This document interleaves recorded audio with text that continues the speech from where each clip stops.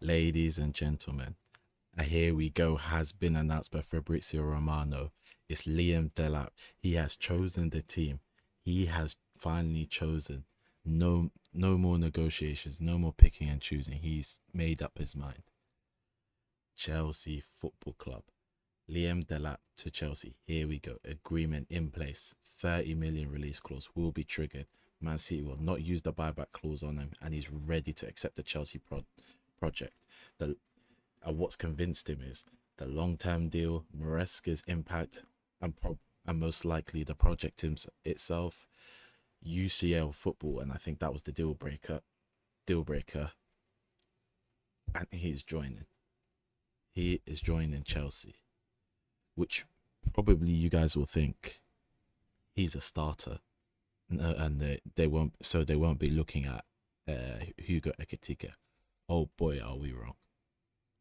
According to Florian Plettenberg, even though the deal has gone through for Liam Delap, it has not affected. It has no effect on the potential move on Hugo Ekitike. He can still be a Chelsea player, and if he does become a Chelsea player, goodbye Nico Jackson. Goodbye Nico Jackson.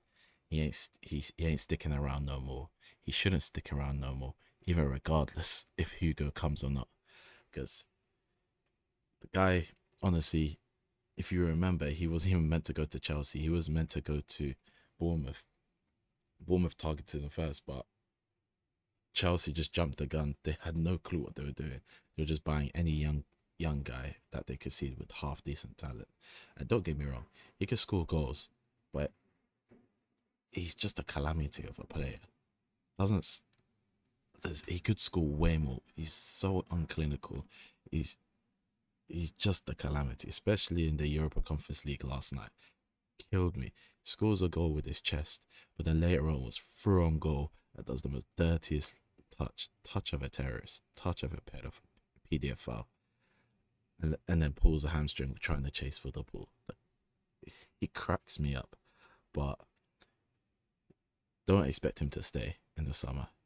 He has to leave, and he needs first team football because he's still a talented player. He's just not on the. He's not a Chelsea level player. He's not a top six side level player.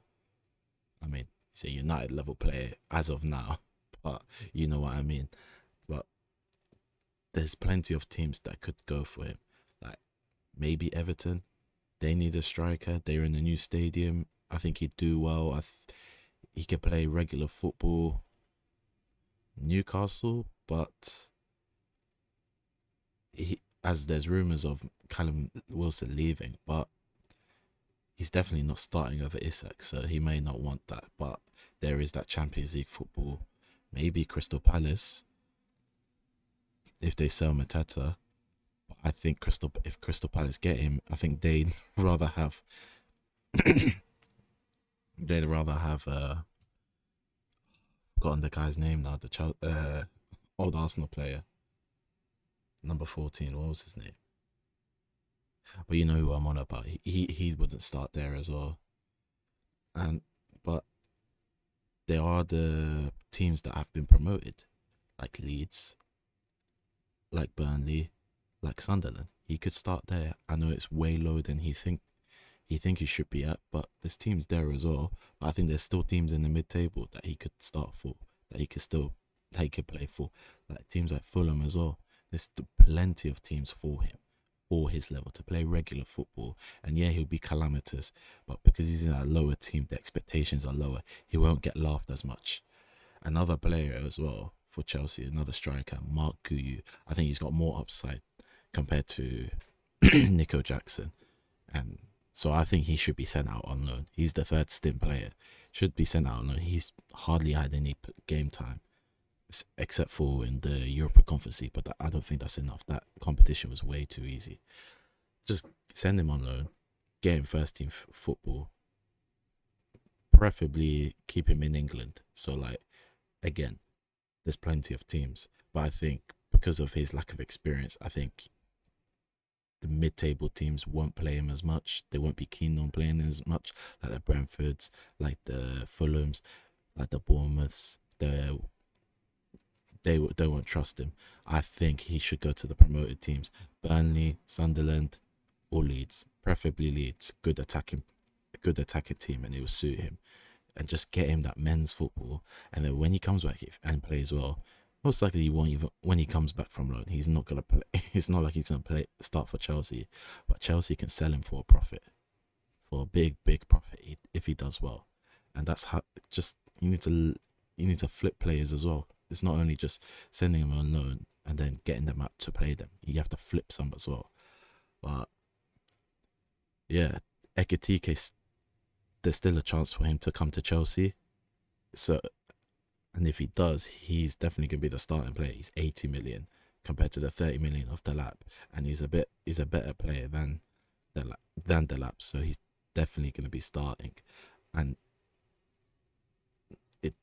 But there's still Liverpool who are still going for Ekitike. There's Arsenal who are right now. I've just found out are going hard for Sesko. Pause on that. But look at this. Oh, mad. Allegri has just signed as AC Milan manager. Good luck with that, AC Milan fans. It's a long season for you. But anyways, Arsenal have started moving initial concrete talks for Benjamin Sesko deal. He's always been high on recruitment team management Mikel Arteta list, with attempts to get deal done rejected by Leipzig in May 2024 and January. Now Sesko will leave. Arsenal are on it, which is fair enough. They need to actually make up their mind on Gyökeres or Sesko. It looks like they made up their mind on the young guy with with a lot of upside, and still can play as a good starter right now. Fair enough. But they really needed to make up their mind and accelerate things. And I don't know what that means for Gyökeres, because United can't afford him, and he's got no UCL. We don't have UCL football for him. Don't know where else he would go, because Chelsea got Delap and they're focusing on Ekitike. I don't think he suits Liverpool, honestly speaking. And I've not heard a peep about Liverpool going for Gyökeres. They haven't looked at his direction, and it's fair enough because he just doesn't suit the team. So I don't know where he'd go. Other teams in Europe, I do not know who can get him, because other teams have got strikers. So he might have to firm it and come to it at the end of the day. He might actually have to firm it, come to United and play no Champions League football, play no European football. But it might be a late one. But I don't know if United can afford to wait for him. And we're out of the Delap deal. It's looking like a Mateta thing. I'm hearing Samu Amrodian, the striker that was going to Chelsea, and then last second wasn't going to Chelsea, and now he's at Porto. He's been playing well. So, but he's more of an unproven player, even though he's had one good season. But Porto, and yeah, I am not sure about him. He's physical. He's tall. He can hold onto the ball. He's a physical beast and very tall, and I like that. And all of those candidates, they're basically an upgrade on Højlund. It's just how much of an upgrade, and how much is it going to be another bullshit project that we have to go through for a striker? Is it going to be a player that one game scores, one game doesn't? Inconsistencies. We can't afford it. We seriously can't. So I don't know, and I don't know much about Samu Omrodian to make much of a judgment on him, honestly speaking. So even the Mateta deal, I was gonna say it's most likely we're gonna get Mateta, but are we? He's at Crystal Palace, won the FA Cup, and then in the Europa League. He's most likely gonna stay one more season, play Europa League football, and he's trying to get into the France squad. He's trying to maximize his chances in the France squad. Coming to United with just FA Cup and Premier League and Carabao, that's not enough for him. He's got European football. I don't think he would leave. He's gonna stick around for one more season. They're obviously not gonna win anything next season, and then he'll move along. But other than that, and also him in the World Cup, he may not be starting, but at least his stock will be up for another season, and then he can get a bigger deal. you can get a bigger move and probably still come to United next season, but leverage it and get a better payday. But honestly, with United, I am not sure. But Chelsea, it seems like they're getting their striker situation quicker than everyone else. Unsurprisingly, they're quick with their dealings. What surprises me is that their recruitment's better. It's not reckless anymore. Yeah, they got Delap, who's young, but they're still going for Hugo Ekitike. They're trying to cover for both strikers, for the main striker and the backup. But what confuses me is Delap wanted first team football so he can get into the Euro squad for England. If Hugo Ekitike is coming through, I don't know if that's going to happen. I really don't. But then again, how many striker options do we have? Callum Wilson's aging. He was the backup. It's just Kane. So, and Watkins is slowing down as well. He's had a bad season this season, so he still could have a place, honestly speaking. But anyways, that's the Chelsea deal. Delap, here we go to Chelsea Football Club. Let me know what you think of the deal, if it's a good one or not. And I'll see you in the next video.